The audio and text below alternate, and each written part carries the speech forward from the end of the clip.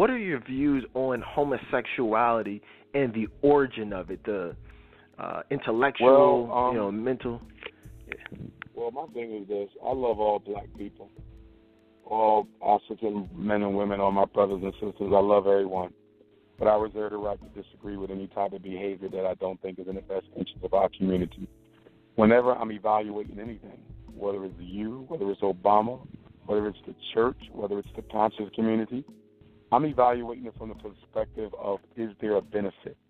How does this thing, how does this institution, how does this person, how does this program, how does this undertaking benefit African redemption? How?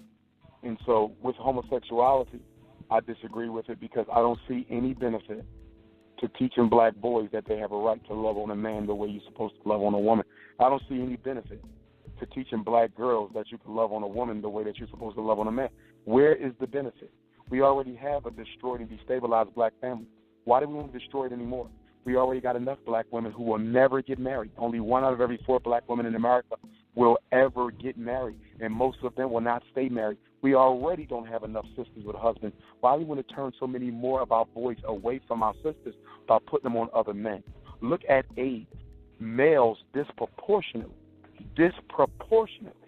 our AIDS rate is concentrated amongst our homosexual black men. How is that lifestyle healthy for us as a people when you have a disproportionate number of gay black men developing AIDS? Just last week, the Center for Disease Control announced that Atlanta, which happens to have the highest black gay population in the country, also has the highest black AIDS rate in the country. So how can we turn a blind eye to the health disparities and the health risk that this lifestyle has? I don't hate no homosexual black male. I'm a therapist. I even talk to them. I get emails from gay black men. When they ain't got nobody else to talk to, they'll call on me. I had a brother pull me to the side at a conference.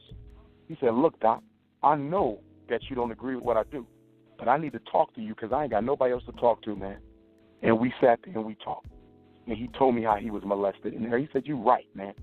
You know, so I don't hate our people, but the LBGT agenda, they need to paint me as a hater of gays and lesbians because only if they paint me as a hater, people will never listen to why I disagree. They don't want people to hear that Dr. Umar Johnson, who's been a therapist for almost 20 years, says that based on his direct experience, not no damn research from Syracuse, not no damn research from white folks at UPenn, not no research at Harvard, but through his own direct interaction with his own people, he has found that most gay black men were sexually abused as children, that most gay black women were sexually abused as children, or either saw a mother who was violently and verbally abused, and that was the trigger for them developing an alternative sexual identity. They don't want you to hear that.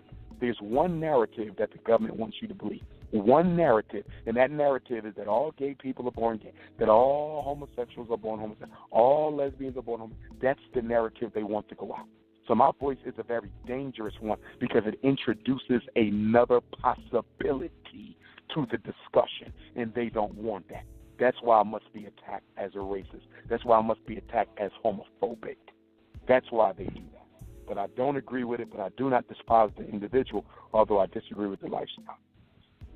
Yeah, man, I appreciate you clarifying. And I think that word homophobic just needs to be erased from, I mean, you know, being a therapist, phobia well, that's is an intimidation term. Yeah, that's Absolutely. an intimidation term. No one's afraid of homosexuals. We just don't agree with the lifestyle, you know, and the effect that it's having on our people as a whole. That doesn't make us afraid. It's not a phobia, you know. It's just, you know, like you said. Whenever I've been challenged, and I've been on gay black radio shows, I've been invited by homosexuals to discuss the topic, and we discuss it. And I say, hey, we're gonna do this with respect. I ain't got a problem with it because I ain't afraid of you. Just like the sister, I think that's the video you're referencing when I was in Kansas City, Kansas, 2 Black History Months ago, and the sister came in representing the Black Lives Matter movement, I think, and, you know, she challenged me on my position. I didn't disrespect her. I was very eloquent, and I said, here's the diagnostic manual. Show me the word homophobia. It's not in here. This is a word y'all made up to harass anybody who disagrees with you. And the only thing that I would say to the black LGBT community is if you want people to respect your humanity, you need to respect people's opinions. I have a right to not agree with what you do. But they are so narcissistic. Some of them can be so narcissistic in their demand that you accept the way they want to live their life, that they will strip you of your human rights if you don't agree with theirs. I've had homosexuals tell me I don't have a right to live, I don't have a right to work, I don't have a right to raise kids, I don't have a right to be a school psychologist because I don't agree with the sodomy movement. What the hell does me not supporting a sodomy lifestyle have to do with me helping black? It ain't got shit to do with it. But they're so narcissistic and totalitarian in their movement that it is basically a get down, lay down gangster mentality that they come to you with. You will either accept it, you will publicly say you're going to accept it, or we will destroy you, your life, your family, and everything that you stand for.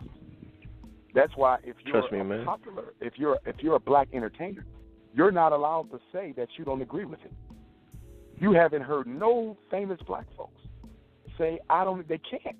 They have to. You never will, because the gay mafia will get them exposed. Your job will be taken. You will be branded as a hater of gays, somebody who's against human rights just for having an opinion.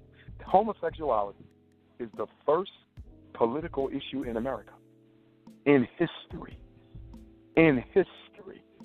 where you are not allowed to disagree with it. That's amazing. It's amazing. I recently challenged my audience. In fact, I do it on a regular basis. Name one quote-unquote celebrity who has publicly taken a stand against homosexuality. You cannot. Never. No one can. Never. You know? Look at Obama. Obama personally gave a phone call to the first black basketball player to say that he's going to go public about being gay. And he personally gave a phone call to the first black homosexual who said in football, in the NFL, who said he was gay. But you didn't call Trayvon Martin mother. You didn't call Michael Brown mother. You didn't call Sandra Bland's mother. You didn't call Eric Garner's wife. So Obama feels it is important enough to call a gay person when they come out the closet, but it's not important enough to call a black mother when her son gets executed by one of your police who operate under your Homeland Security laws. So clearly, being gay is more important than being black. And to be honest with you, that's where most of my energy as it relates to my position on homosexuality comes from. I hate the fact that black people have allowed gay rights to overtake black rights as the central civil and political issue in America. That's what bothers me. That's what you want to be gay, that's your business. I can't control you being gay. That's not what's bothering me. What's bothering me is that agenda has totally replaced our agenda to stay alive. We got black people being murdered every day by police, but guess what? That will never get the same amount of attention as a boy who says he wants to be a girl and wants to go to the girls' bathroom. Poor health care for black people, police brutality, mass incarceration, miseducation, underemployment, that will never get more attention than a gay woman saying she wants to be a man and she's going to have sexual surgery and she should be able to change her gender on her birth certificate to read male. They make homosexuality more important than racism, and that's my problem with it. However, I do want to clarify that I don't go around living my life to talk about homosexuality. And this is where the black media has been a major deterrent to my work. The black media. It is niggas on the radio, niggas on Facebook and Instagram, niggas on TV, niggas in the newspaper who will exaggerate, exacerbate, repost, repeat, do videos on Dr. Umar's position on homosexuality. Do you realize that 99% of my day is spent fighting for black children? Do you realize 99% of my day is spent helping parents? Do you realize 99% of my day is spent evaluating and taking our kids out of special ed, classifying them as gifted, going into these prisons, trying to prevent homicide and suicide, and working on Pan-African programs and community uplift? I spend less than 1% of my time dealing with the homosexual agenda. But if you Google me on the internet, you would think that's the only goddamn thing that I talk about, because niggas in the media are motivated by whatever is going to get attention.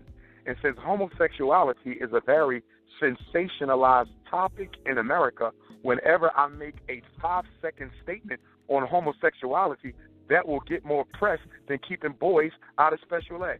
That will get more press than keeping our kids out of the foster care system. That will get more press than getting our pregnant black women efficient, quality prenatal care. How in the hell is a 5-second statement on homosexuality going to be more important than everything else going on in the black community? It is, if you ask the media.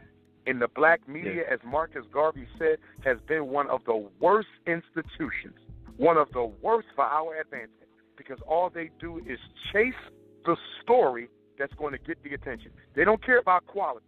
When's the last time you heard a black reporter really give us a good quality story? I'm not talking about who's going to win the NBA Finals. I'm not talking about who get the first pick in the NBA draft.